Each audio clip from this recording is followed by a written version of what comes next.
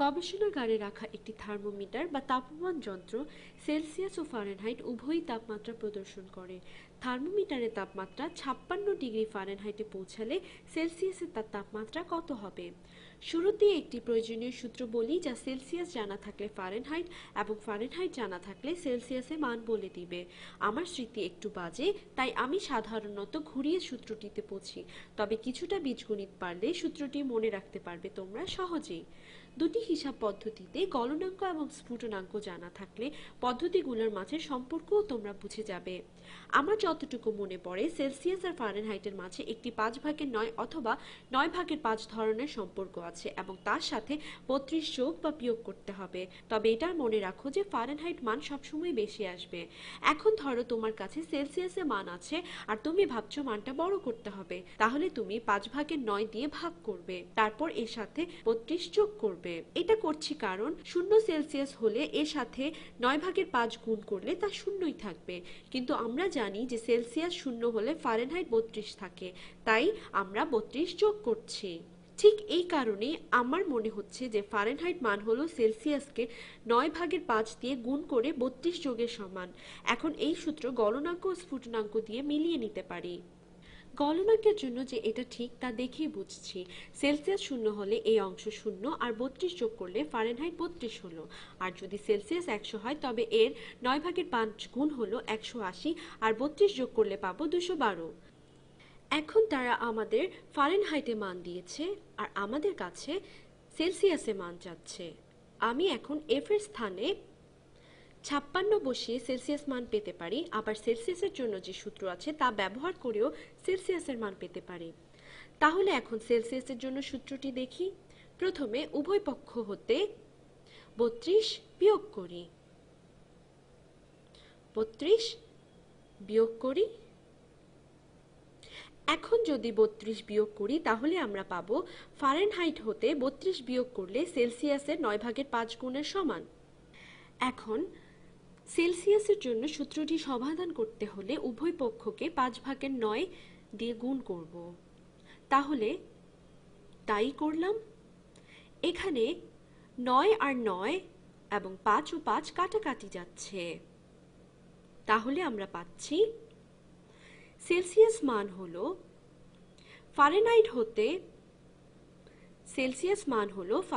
হতে 32 বিয়োগ করে তার 5/9 গুণ। আমরা এইভাবে এটা বের করলাম, নতুন কিছু বানাইনি, শুধু একটু আলাদাভাবে মান বের করেছি। তোমরা প্রতিপাদনও করতে পারবে যদি সরলরেখার সূত্র জানো। দুইটি বিন্দু হবে, একটি বিন্দুতে সেলসিয়াস যদি 0 হয় তাহলে ফারেনহাইট 32 হবে। আরেকটি বিন্দুর জন্য সেলসিয়াস যদি 100 হয় তাহলে ফারেনহাইট 212 হবে। এখান হতেও সরলরেখার সাহায্যে সূত্রটি পাওয়া যায়, তবে তা না জানলেও কোনো সমস্যা নেই, তোমরা এটা মনে রাখলেই হবে। আর সরলরেখার সাহায্যেও তোমরা তা বের করতে পারো।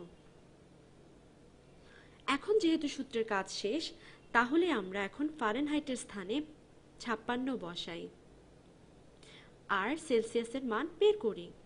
তাহলে 56 হতে 32 বিয়োগ করে 5/9 দিয়ে গুণ করলে সেলসিয়াস মান আসবে। 56 থেকে 32 বিয়োগ করলে পাই 56 থেকে 30 বিয়োগে 26